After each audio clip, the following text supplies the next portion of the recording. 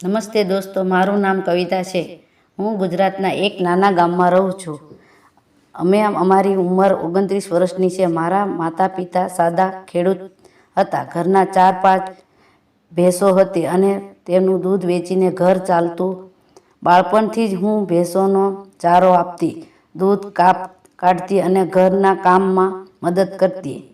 મેં ધોરણ 10 સુધી અભ્યાસ કર્યો. તે પછી ઘરની જવાબદારીઓ વધી ગઈ. 28 વર્ષની ઉંમરે મારા લગ્ન રમેશ સાથે થયા. રમેશ પણ આ જ ગામમાં હતા અને ઘરે 4-5 ભેંસો રાખીને દૂધનો ધંધો કરતા. તેમની મહેનત, સાદગી અને હસમુખ સ્વભાવ મને ખૂબ ગમતા. અમારી પાસે નાનું પાકું ઘર હતું, થોડીક ખેતી અને ભેંસો હતી. અમે બંને મળીને જીવન ચલાવતા હતા. સવારે વહેલા ઉઠીને ભેંસોને ચારો આપીને દૂધ કાઢીએ, ગામમાં ઘરે ઘરે દૂધ પહોંચાડીએ, બપોરે થોડો આરામ કરીએ અને સાંજે ફરી કામ. રાત્રે અમે સાથે બેસીને બંને વાતો કરતા. 2 વર્ષ પછી મારા જીવનમાં આવ્યો અમારો નાનો દીકરો દીપક. તેના આવવાથી ઘરમાં ખુશીઓનો મેળો લાગી ગયો. દીપકની નાની નાની હરકતો, તેમનું હાસ્ય બધું જ અમારા દિલને ખુશ કરતું. રમેશ તેનો ગોદમાં લઈને રમાડતા અને કહેતા, આ મારો રાજકુમાર છે. પરંતુ જીવન ક્યારેક એક સરખું નથી ચાલતું. એક દિવસ રમેશને ઘર માટે કેટલીક ખરીદી કરવાની હતી. તે નજીકના શહેરમાં ખરીદી કરવા ગયા. મને કહીને ગયા હતા કે સાંજ સુધીમાં પાછો આવી જઈશ. પરંતુ સાંજે ખબર આવ્યા કે રસ્તામાં એક મોટા ટ્રક સાથે અકસ્માત થયો અને રમેશ ત્યાં ગુજરી ગયા. જ્યારે લોકોએ ઘરે આવીને આ સમાચાર આપ્યા, ત્યાં મારી દુનિયા અટકી ગઈ. હું દીપકને ગોદમાં લઈ રડતી રહી. નાનો દીપક મને વારંવાર પૂછતો, મમ્મી, પપ્પા ક્યારે આવશે? અને હું તે ચૂપ કરાવી રહી, પરંતુ મારા આંસુ અટકતા નહોતા. રમેશના ગયા પછી જીવન ખૂબ મુશ્કેલ બની ગયું. મારા સાસુ-સસરા ઘણા વર્ષો પહેલાં જ ગુજરી ગયા હતા. મારા માતા પિતા પણ બીમાર હતા, તેથી કોઈ સહારો નહોતો. ભેંસો હતી, પરંતુ બધું એકલા સંભાળવું પડતું. સવારે વહેલા ઉઠીને ભેંસોને ચારો આપવો, દૂધ કાઢવું, ગામમાં ઘરે ઘરે દૂધ પહોંચાડવું, બધું જ એકલા કરવું પડતું. દીપક ત્યારે માત્ર 2 વર્ષનો હતો. તેને એકલો ઘરે મૂકીને કામે જવું પડતું. ત્યારે મારું દિલ તૂટ્યું. ક્યારેક પાડોશીને સોંપીને જાઉં, ક્યારેક તેને સાથે લઈ જાઉં. દૂધ વેચીને જે પૈસા મળતા તેનાથી ઘરનો ખર્ચો, ચારો, દીપકની જરૂરિયાતો બધું કાંટે ચાલતું. ઘણીવાર રાત્રે દીપકને સુવડાવીને હું એકલી બેસીને રડતી, વિચારતી કે આ જીવન કેમ આટલું કઠોર બની ગયું. સમાજમાં પણ કેટલાક લોકો સહાનુભૂતિ બતાવતા, કેટલા અવગણતા, પરંતુ દીપક માટે મજબૂત બની જીવતી રહી. એવામાં એક દિવસ ગામની પ્રાથમિક શાળામાં નવા શિક્ષક આવ્યા. તેનું નામ અજય હતું. એ 31 વર્ષના હતા અને શહેરમાંથી ટ્રાન્સફર થઈને અહીં આવ્યા હતા. તે ગામમાં શાળા પાસે નાનું ભાડાનું મકાન લઈને રહેવા લાગ્યા. અજય રોજ સવારે અને સાંજે દૂધ લેવા મારા ઘરે આવતા. શરૂઆતમાં મેં માત્ર દૂધ લઈને જ રહેતા, પરંતુ ધીમે ધીમે વાતો શરૂ થઈ.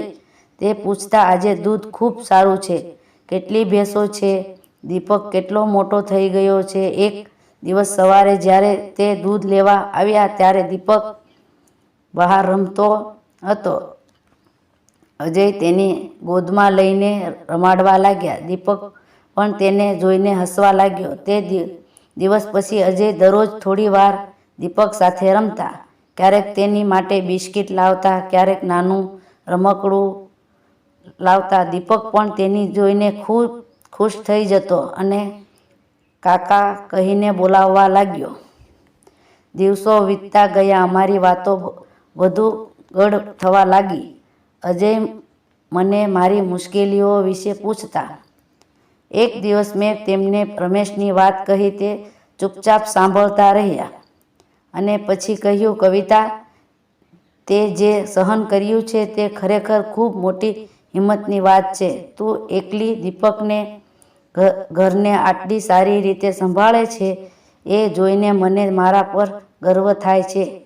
તેમની આ વાતોને ઘણા સમય પછી મને લાગ્યું કે કોઈ મારી ચિંતા કરે, મારી પીડા સમજે છે. એક દિવસ સાંજે દૂધ આપ્યા પછી વરસાદના છાંટા પડવા લાગ્યા. મેં અજયને કહ્યું, આજે ઘેરે ચા પી લો. વરસાદમાં ભીંજશો તો માંદા પડી ગયા. હું અંદર ચા બનાવવા ગઈ અને દીપકને સુવડાવી દીધો. જ્યારે ચા લઈને બહાર આવી ત્યારે અજય એટલો બેઠા હતા. બહાર હળવો વરસાદ પડી રહ્યો હતો અને ઠંડી પવનની લહેર આવતી હતી. અમે બંને ચા પીતા પીતા વાતો કરવા લાગ્યા. વાતો ધીમે ધીમે દિલની વાતો બની ગઈ. જ્યારે ધીમેથી મારો હાથ પડ્યો, તેમના હાથ ગરમ અને મજબૂત હતો. મારા હાથમાં તેમની આંગળીઓ ધીમે ધીમે ગૂંથાઈ ગઈ. હું થોડી ગભરાઈ ગઈ, પરંતુ તેમની આંખોમાં જોઈને શાંત થઈ ગઈ. તેણે કહ્યું, કવિતા, મને ખબર છે કે તે ઘણું દુઃખ સહન કર્યું છે, પરંતુ હું પણ તને એક દીપકને હંમેશા ખુશ રાખવા માંગુ છું. મને તારા પર પ્રેમ થઈ ગયો છે. તેમનો અવાજ ધીમે અને દિલથી નીકળ્યો હતો. મારા આંસુ છલકાઈ આવ્યા.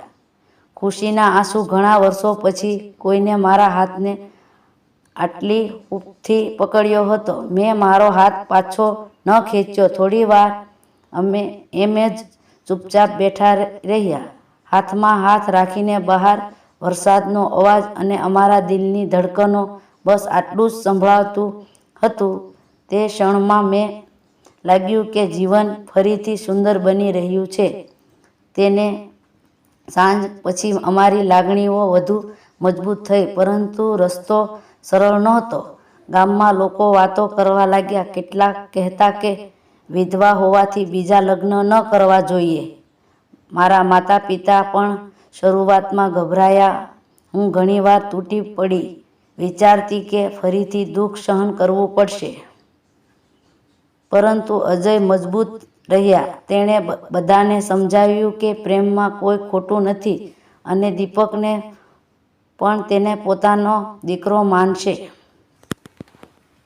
ધીમે ધીમે ગામના સરપંચ અને મોભીઓએ પણ સમજાવ્યા કે કવિતા જેવી મહિલાને નવું જીવન મળવું જોઈએ અને સમાજે તેનો સ્વીકાર કરવો જોઈએ. આખરે બધા માની ગયા. અમારા લગ્ન એક સાદા સમારોહમાં ગામના મંદિરમાં થયા. માત્ર નજીકના લોકો અને પરિવારની હાજરીમાં. દીપકે અજયને પપ્પા કહીને બોલાવવા માંડ્યો. તેનું નાનું હસવું જોઈને મારું દિલ ભરાઈ આવ્યું. આજે અમે ત્રણેય આ ગામમાં ખુશીથી રહીએ છીએ. અજય શાળાએ ભણાવે છે, હું ઘર અને ભેંસો સંભાળું છું. દૂધનો ધંધો હવે વધુ સારી રીતે ચાલે છે. દીપક ખુશીથી રમે છે, ભણે છે અને અમારી સાથે રહે છે. જીવનમાં ઘણા વર્ષો પછી ફરીથી પ્રેમ, શાંતિ અને હાસ્ય આવ્યા છે. મિત્રો, આ વાર્તા તમને એ સંદેશ આપે છે કે જીવનમાં કેટલું પણ દુઃખ આવે, હિંમત ન છોડવી.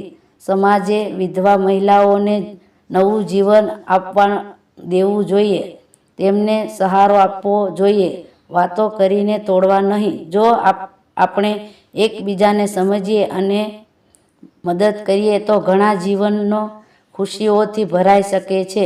જો તમને આ વાર્તા ગમી હોય તો લાઈક કરજો, કોમેન્ટમાં તમારા વિચારોને જરૂર લખજો, શેર કરજો અને ચેનલને સબસ્ક્રાઈબ કરવાનું ભૂલશો નહીં.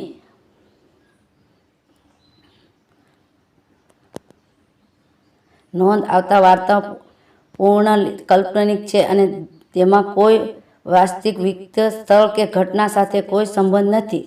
કોઈ પણ ધર્મ કે જ્ઞાતિનો ઉલ્લેખ કરવામાં આવ્યો નથી. આ વાર્તા માત્ર મનોરંજન અને સામાજિક સંદેશ માટે છે.